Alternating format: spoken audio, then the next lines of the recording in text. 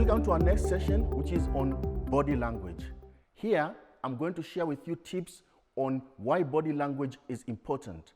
It is important because it is part of the communication process. They say that 86% of communication is non-verbal communication, and body language is part of that.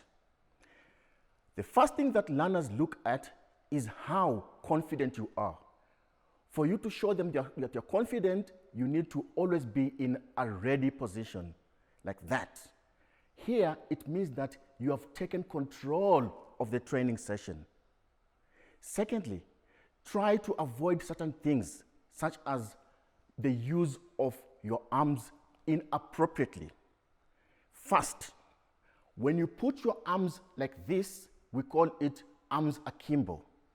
Naturally, this type of gesture shows that you are in a fighting mode, which makes you excluded from the learners, and it creates fear between you and the adult learners.